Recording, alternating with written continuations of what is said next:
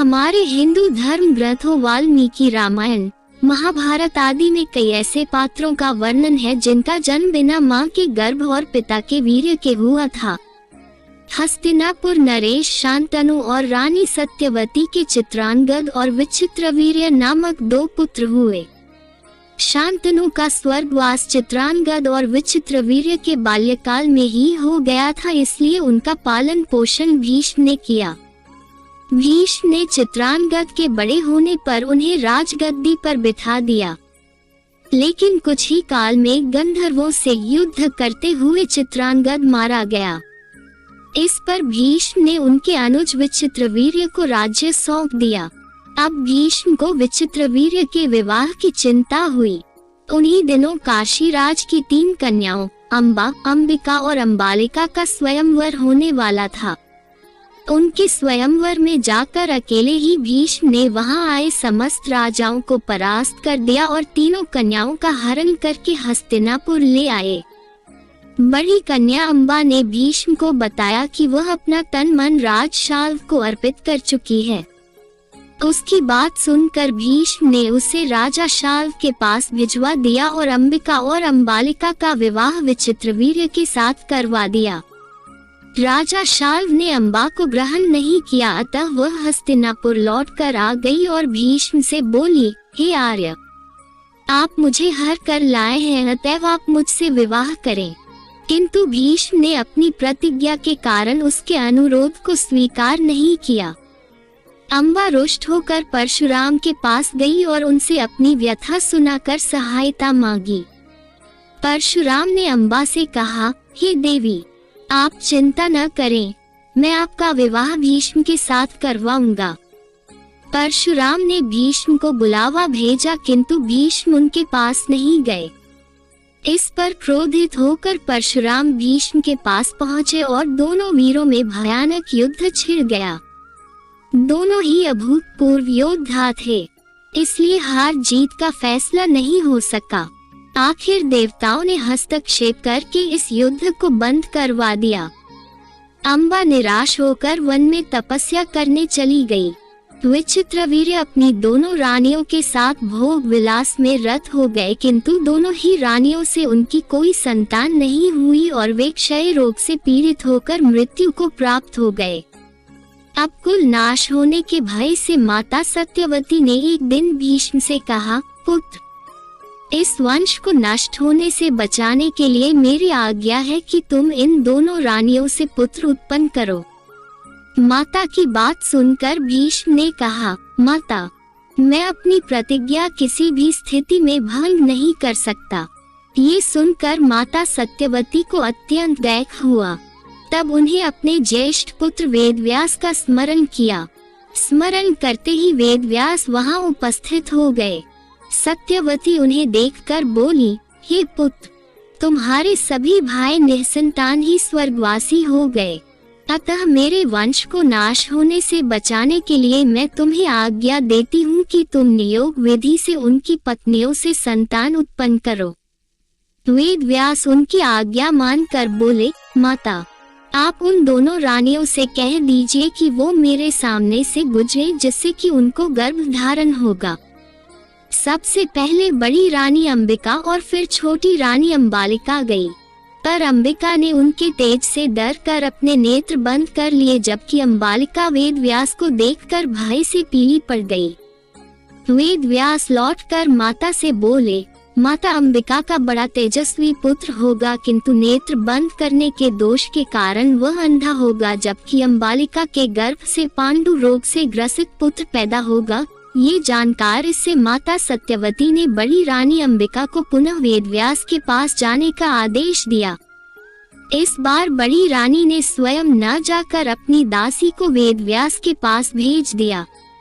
दासी बिना किसी संकोच के वेदव्यास के सामने से गुजरी।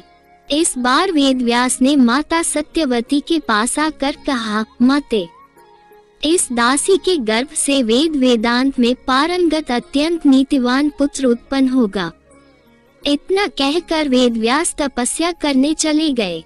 समय आने पर अंबिका के गर्भ से जन्मांध धृतराष्ट्र अम्बालिका के गर्भ से पांडु, रोग से ग्रसित पांडु तथा दासी के गर्भ से धर्मात्मा विदुर का जन्म हुआ। एक बार महर्षि वेद व्यास हस्तिनापुर आए। गांधारी ने उनकी बहुत सेवा की, जिससे प्रसन्न होकर उन्होंने गांधारी को वरदान मांगने को कहा। गांधारी ने अपने पति के समान ही बलवान सुपुत्र होने का वर मांगा। समय पर गांधारी को गर्भ ठहरा और वह 2 वर्ष तक पेट में ही रहा। इससे गांधारी घबरा गई और उसने अपना गर्भ गिरा दिया। उसके पेट से लोहे के समान एक मांसपिंड निकला।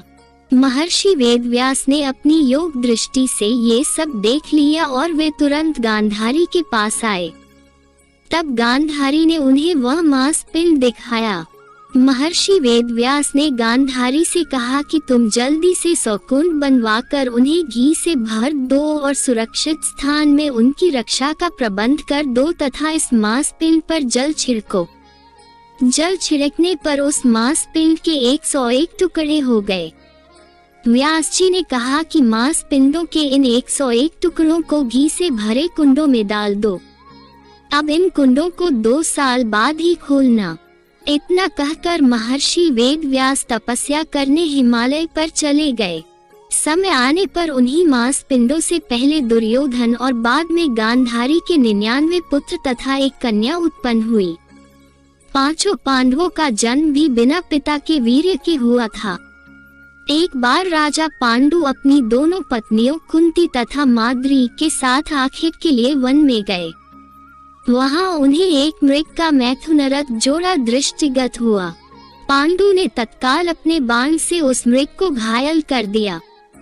मरते हुए मृग ने पांडु को शाप दिया, राजन, तुम्हारे समान क्रूर पुरुष इस संसार में कोई भी नहीं होगा। तूने मुझे मैथुन के समय बाण मारा है, अतः जब कभी भी तू मैथुनरथ होगा, तेरी मृत्यु हो जाएगी। इस शाप से पांडु अत्यंत दुखी हुए और अपनी रानियों से बोले, हे देवियों, अब मैं अपनी समस्त वासनाओं का त्याग करके इस वन में ही रहूंगा। तुम लोग हस्तिनापुर लौट जाओ। उनके वचनों को सुनकर दोनों रानियों ने दुखी होकर कहा, नाथ, हम आपके बिना एक क्षण भी जीवित नहीं रह सकती। आप हमें भी वन में अपने साथ रखने की कृपा कीजिए। पांडु ने उनके अनुरोध को स्वीकार करके उन्हें वन में अपने साथ रहने की अनुमति दे दी। इसी दौरान राजा पांडु ने अमावस्या के दिन ऋषि मुनियों को ब्रह्मा जी के दर्शनों के लिए जाते हुए देखा।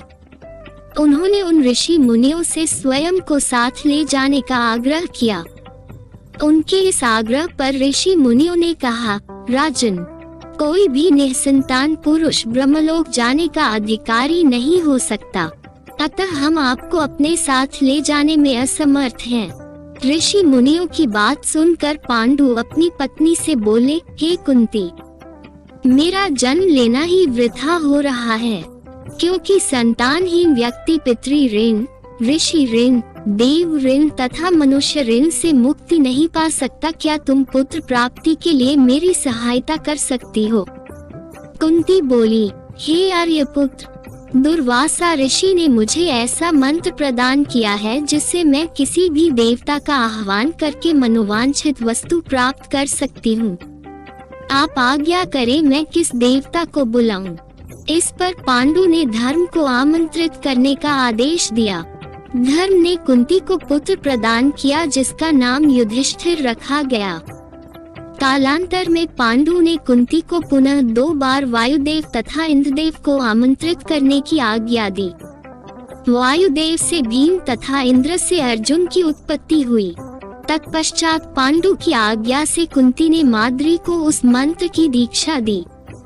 माद्री ने अश्वनी कुमारों को आमंत्रित किया और नकुल तथा सहदेव का जन्म हुआ। एक दिन राजा पांडु माद्री के साथ वन में सरिता के तट पर भ्रमण कर रहे थे। वातावरण अत्यंत रमणीक था और शीतल मंद सुगंधित वायु चल रही थी। सहसा वायु के झोंके से माद्री का वस्त्र उड़ गया। इससे पांडु का मन चंचल हो उठा और वे मैथुन में प्रवृत्त हुए ही थे कि शापवश उनकी मृत्यु हो गई। माद्री उनके साथ सती हो गई, किंतु पुत्रों के पालन पोषण के लिए कुंती हस्तिनापुर लौट आई। कर्ण का जन्म कुंती को मिले एक वरदान स्वरूप हुआ था। जब वह कुंवारी थी तब एक बार दुर्वासा ऋषि उसके पिता के महल में पधारे। तब कुंती ने पूरे 1 वर्ष तक ऋषि की बहुत अच्छे से सेवा की। कुंती के सेवा भाव से प्रसन्न होकर उन्होंने अपनी दिव्य दृष्टि से ये देख लिया कि पांडु से उसे संतान नहीं हो सकती और उसे ये वरदान दिया कि वह किसी भी देवता का स्मरण करके उनसे संतान उत्पन्न कर सकती है। एक दिन उत्सुकतावश कुंवारेपन में ही कुंती ने सूर्य देव का ध्यान किया।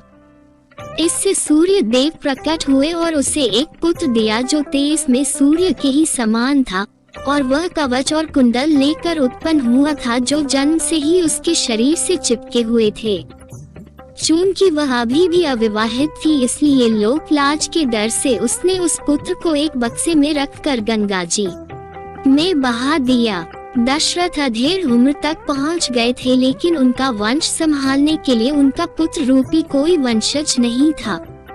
उन्होंने पुत्र कामना के लिए अश्वमेध यज्ञ तथा पुत्र कामेष्टि यज्ञ कराने का विचार किया।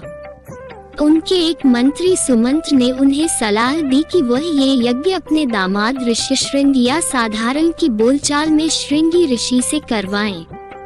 दशरथ के कुल गुरु ब्रह्मर्षि वशिष्ठ थे। उनके सारे धार्मिक अनुष्ठानों की अध्यक्षता करने का अधिकार केवल धर्म गुरु को ही था। अतः वशिष्ठ की आज्ञा लेकर दशरथ ने श्रृंगी ऋषि को यज्ञ की अध्यक्षता करने के लिए आमंत्रित किया। श्रृंगी ऋषि ने दोनों यज्ञ भली भांति पूर्ण करवाए तथा पुत्र कामेष्टि यज्ञ के दौरान यज्ञ वेदी से एक अलौकिक यज्ञ पुरुष या प्रजापत्य पुरुष उत्पन्न हुआ तथा दशरथ को स्वर्ण पात्र में नैवेद्य का प्रसाद प्रदान करके ये कहा कि अपनी पत्नियों को ये प्रसाद खिलाकर वह पुत्र प्राप्ति कर सकते हैं। दशरथ इस बात से अति प्रसन्न हुए और उन्होंने अपनी पट्टरानी कौशल्या को उस प्रसाद का आधा भाग खिला दिया। बचे हुए भाग का आधा भाग 1/4 दशरथ ने अपनी दूसरी रानी सुमित्रा को दिया। उसके बचे हुए भाग का आधा हिस्सा 1/8 उन्होंने कैकेयी को दिया। कुछ सोचकर उन्होंने बचा हुआ 8वां भाग भी सुमित्रा को दे दिया। सुमित्रा ने पहला भाग भी यह जानकर नहीं खाया था कि जब तक राजा दशरथ कैकेयी को उसका हिस्सा नहीं दे देते तब तक वह अपना हिस्सा नहीं खाएगी। अब कैकेयी ने अपना हिस्सा पहले खा लिया और तत्पश्चात सुमित्रा ने अपना हिस्सा खाया। इसी कारण राम कौशल्या से, भरत कैकेयी से तथा लक्ष्मण व शत्रुघ्न सुमित्रा से का जन्म हुआ। पुराणों की कथानुसार हनुमान की माता अंजना संतान सुख से वंचित थी। कई जतन करने के बाद भी उन्हें निराशा ही हाथ लगी। इस दैख से पीड़ित अंजना मतंग ऋषि के पास गई। तब मंतग ऋषि ने उनसे कहा, पप्पा सरोवर के पूर्व में एक नरसिम्हा आश्रम है। उसकी दक्षिण दिशा में नारायण पर्वत पर स्वामी तीर्थ है। वहां जाकर उसमें स्नान करके 12 वर्ष तक तप एवं उपवास करना पड़ेगा, तब जाकर तुम्हें पुत्र सुख की प्राप्ति होगी। अंजना ने मतंग ऋषि एवं अपने पति केसरी से आज्ञा लेकर तप किया था। 12 वर्ष तक केवल वायु का ही भक्षण किया। तब वायु देवता ने अंजना की तपस्या से खुश होकर उसे वरदान दिया, जिसके परिणाम स्वरूप चैत्र शुक्ल की पूर्णिमा को अंजना को पुत्र की प्राप्ति हुई। वायु के द्वारा उत्पन्न इस पुत्र को ऋषियों ने वायु पुत्र नाम दिया।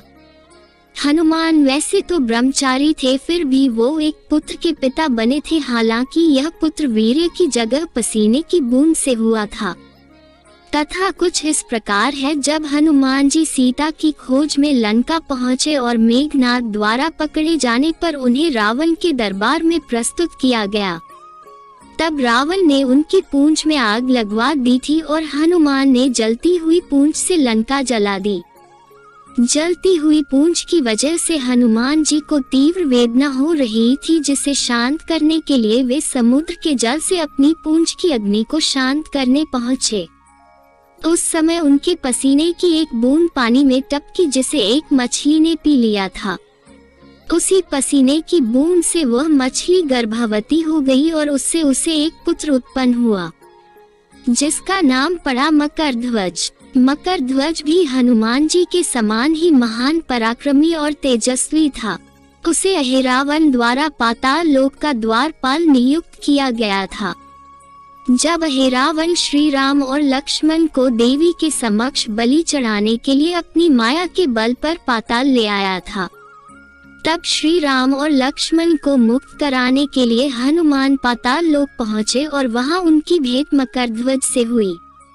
तत्पश्चात मकरध्वज ने अपनी उत्पत्ति की कथा हनुमान को सुनाई।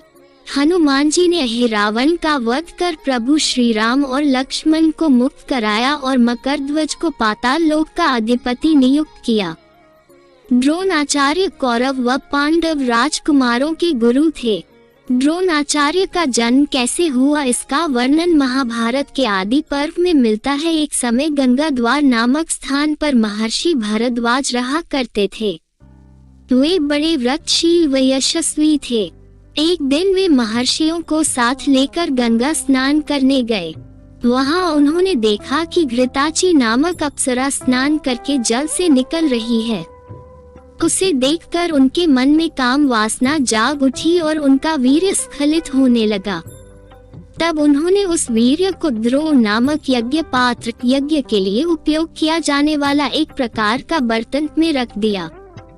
उसी से द्रोणाचार्य का जन्म हुआ। द्रोण ने सारे वेदों का अध्ययन किया। महर्षि भरद्वाज ने पहले ही आग्नेयास्त्र की शिक्षा अग्निवेश्य को दे दी थी। अपने गुरु भरद्वाज की आज्ञा से अग्निवेश्य ने द्रोणाचार्य को आग्नेयास्त्र की शिक्षा दी। द्रोणाचार्य का विवाह शरद्वान की पुत्री कृपि से हुआ था। ऋषि ऋष्यशृंग महात्मा काश्यप विभांडिक के पुत्र थे। महात्मा काश्यप बहुत ही प्रतापी ऋषि थे। उनका वीर्य अमोघ था और तपस्या के कारण अंतःकरण शुद्ध हो गया था। एक बार वे सरोवर में पर स्नान करने गए। वहां उर्वशी अप्सरा को देखकर जल में ही उनका वीर्य स्खलित हो गया। उस वीर्य को जल के साथ एक हिरणी ने पी लिया, जिससे उसे गर्भ रह गया। वास्तव में वह हिरणी एक देवकन्या थी। इसी कारण से ब्रह्मा जी उसे श्राप दिया था कि तू हिरण जाति में जन्म लेकर एक मुनि पुत्र को जन्म देगी, तब श्राप से मुक्त हो जाएगी। इसी श्राप के कारण महामुनि ऋष्यशृंग उस मृगी के पुत्र हुए। वे बड़े तपोनिष्ठ थे। उनके सिर पर एक सींग था, इसीलिए उनका नाम ऋष्यशृंग प्रसिद्ध हुआ। वाल्मीकि रामायण के अनुसार राजा दशरथ ने पुत्र प्राप्ति के लिए पुत्रेष्ठी यज्ञ करवाया था। इस यज्ञ को मुख्य रूप से ऋषि ऋष्यशृंग ने संपन्न किया था। कृपाचार्य महाभारत के प्रमुख पात्रों में से एक थे। उनके जन्म के संबंध में पूरा वर्णन महाभारत के आदि पर्व में मिलता है। उसके अनुसार महर्षि गौतम के पुत्र थे शरद्वान। वे बाणों के साथ ही पैदा हुए थे। उनका मन धनुर्वेद में जितना लगता था, उतना पढ़ाई में नहीं लगता था।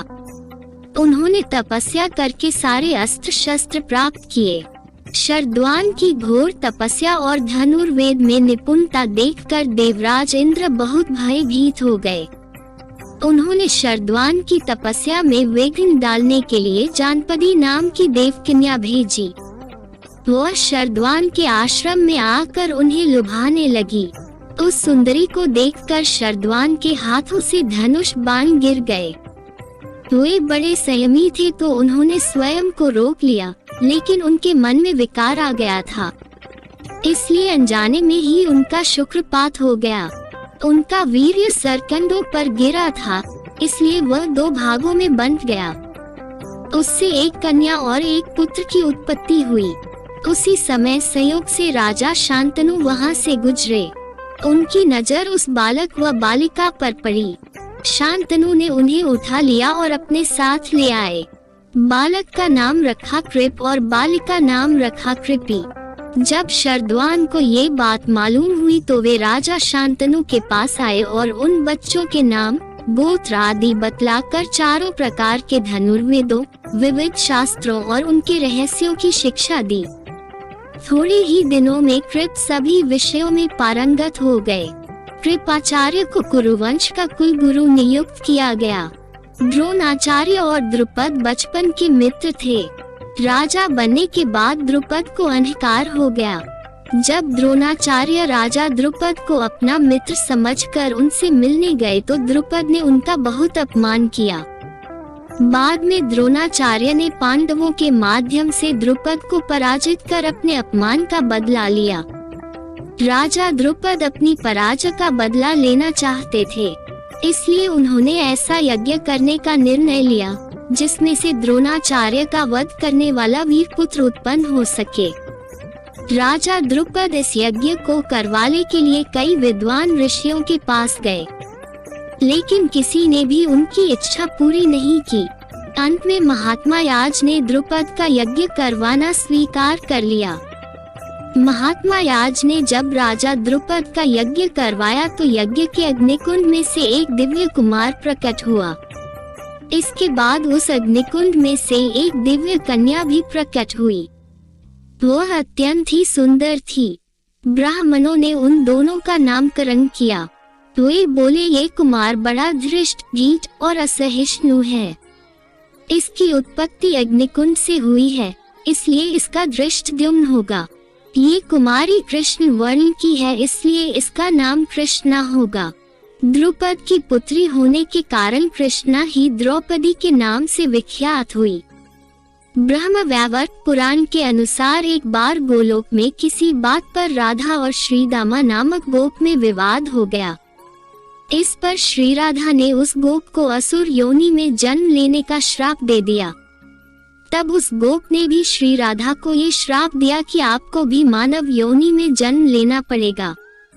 वहाँ गोकुल में श्रीहरि के ही अंश महायोगी रायन नामक एक वैश्य होंगे। आपका छाया रूप उनके साथ रहेगा। भूतल पर लोग आपको रायन की पत्नी ही समझेंगे। श्रीहरि के साथ कुछ समय आपका विछोह रहेगा। जब भगवान श्री कृष्ण के अवतार का समय आया तो उन्होंने राधा से कहा कि तुम शीघ्र ही वृषभानु के घर जन्म लो। श्री कृष्ण के कहने पर ही राधा व्रज में वृषभानु वैश्य की कन्या हुई। राधा देवी अयोनिजा थी, माता के गर्भ से उत्पन्न नहीं हुई। उनकी माता ने गर्भ में वायु को धारण कर रखा था। उन्होंने योग माया की प्रेरणा से वायु को ही जन्म दिया, परंतु वहां स्वेच्छा से श्री राधा प्रकट हो गईं। रामायण के अनुसार इक्ष्वाकु वंश में सगर नामक प्रसिद्ध राजा हुए। उनकी दो रानियां थी, केशिनी और सुमति। दीर्घ काल तक संतान जन्म न होने पर राजा अपनी दोनों रानियों के साथ हिमालय पर्वत पर जाकर पुत्र कामना से तपस्या करने लगे। तब महर्षि भृगु ने उन्हें वरदान दिया कि एक रानी को 60,000 अभिमानी पुत्र प्राप्त तथा दूसरी से एक वंशधर पुत्र होगा। कालांतर में सुमति ने तुम्बी के आकार के एक गर्भपिंड को जन्म दिया। राजा उसे फेंक देना चाहते थे, किंतु तभी आकाशवाणी हुई कि इस तुम्बी में 60,000 बीज हैं। घी से भरे एक एक मटके में एक एक बीज सुरक्षित रखने पर कालांतर में 60,000 पुत्र प्राप्त होंगे। समय आने पर उन मटकों से 60,000 पुत्र उत्पन्न हुए। जब राजा सगर ने अश्वमेध यज्ञ किया तो उन्होंने अपने 60,000 पुत्रों को उस घोड़े की सुरक्षा में नियुक्त किया। देवराज इंद्र ने उस घोड़े को छलपूर्वक चुराकर कपिल मुनि के आश्रम में बांध दिया। राजा सगर के 60,000 पुत्र उस घोड़े को ढूंढते ढूंढते जब कपिल मुनि के आश्रम पहुँचे तो उन्हें लगा कि मुनि ने ही यज्ञ का घोड़ा चुराया है। ये सोचकर उन्होंने कपिल मुनि का अपमान कर दिया। ध्यानमग्न कपिल मुनि ने जैसे ही अपनी आंखें खोली, राजा सगर के 60,000 पुत्र वही भस्म हो गए। भगवान श्री राम की पत्नी सीता का जन्म भी माता के गर्भ से नहीं हुआ था। रामायण के अनुसार उनका जन्म भूमि से हुआ था। वाल्मीकि रामायण के बालकांड में राजा जनक महर्षि विश्वामित्र से कहते हैं कि आत्मे कृषत क्षेत्रम लांगलादुत्थिता तत् क्षेत्रम शोध्यता लब्धा नामना सीतेति विश्रुता भूतलादुत्थिता सा तु व्यवर्धत ममात्मजा। अर्थात एक दिन मैं यज्ञ के लिए भूमि शोधन करते समय खेत में हल चला रहा था। उसी समय हल के अग्रभाग से जोती गई भूमि से एक कन्या प्रकट हुई। हल द्वारा खींची गई रेखा से उत्पन्न होने के कारण उसका नाम सीता रखा गया। पृथ्वी से प्रकट हुई वह मेरी कन्या क्रमशः बढ़कर सयानी हुई। धर्म ग्रंथों के अनुसार मनु व शत्रुपा सृष्टि के प्रथम मानव माने जाते हैं। इन्हीं से मानव जाति का आरंभ हुआ। मनु का जन्म भगवान ब्रह्मा के मन से हुआ माना जाता है। मनु का उल्लेख ऋग्वेद काल से ही मानव सृष्टि के आदि प्रवर्तक और समस्त मानव जाति के आदि पिता के रूप में किया जाता रहा है। इन्हें आदि पुरुष भी कहा गया है। वैदिक संहिताओं में भी मनु को ऐतिहासिक व्यक्ति माना गया है। ये सर्वप्रथम मानव थे जो मानव जाति के पिता तथा सभी क्षेत्रों में मानव जाति के पथ प्रदर्शक स्वीकृत हैं। मनु का विवाह ब्रह्मा के दाहिने भाग से उत्पन्न शत्रुपा से हुआ था। धर्म ग्रंथों के बाद धर्माचरण की शिक्षा देने के लिए आदि पुरुष स्वयंभू मनु ने स्मृति की रचना की जो मनुस्मृति के नाम से विख्यात है। उत्तानपाद जिसके घर में ध्रुव पैदा हुआ था, इन्हीं का पुत्र था। मनु स्वयंभू का ज्येष्ठ पुत्र प्रियव्रत पृथ्वी का प्रथम क्षत्रिय माना जाता है। इनके द्वारा प्रणीत स्वयंभू शास्त्र के अनुसार पिता की संपत्ति में पुत्र और पुत्री का समान अधिकार है। इनको धर्मशास्त्र का और प्राचीतस मनु अर्थशास्त्र का आचार्य माना जाता है। मनुस्मृति ने सनातन धर्म को आचार संहिता से जोड़ा था। पृथु एक सूर्यवंशी राजा थे जो वेन के पुत्र थे। वाल्मीकि रामायण में इन्हें अनरण्य का पुत्र तथा त्रिशंकु का पिता कहा गया है। ये भगवान विष्णु के अंशावतार थे। स्वयंभू मनु के वंशज अंग नामक प्रजापति का विवाह मृत्यु की मानसी पुत्री सुनीता से हुआ था। वेन उनका पुत्र हुआ। सिंहासन पर बैठते ही उसने यज्ञ कर्मादि बंद कर दिए। ऋषियों ने मंत्रपूत कुशों से उसे मार डाला। सुनीता ने पुत्र का शव सुरक्षित रखा, जिसकी दाहिनी जंघा का मंथन करके ऋषियों ने एक नाटा और छोटा मुख वाला पुरुष उत्पन्न किया। उसने ब्राह्मणों से पूछा कि बैकवोट मैं क्या करूं? ब्राह्मणों ने बैकवोट निषीद बैठ कहा, इसलिए उसका नाम निषाद पड़ा।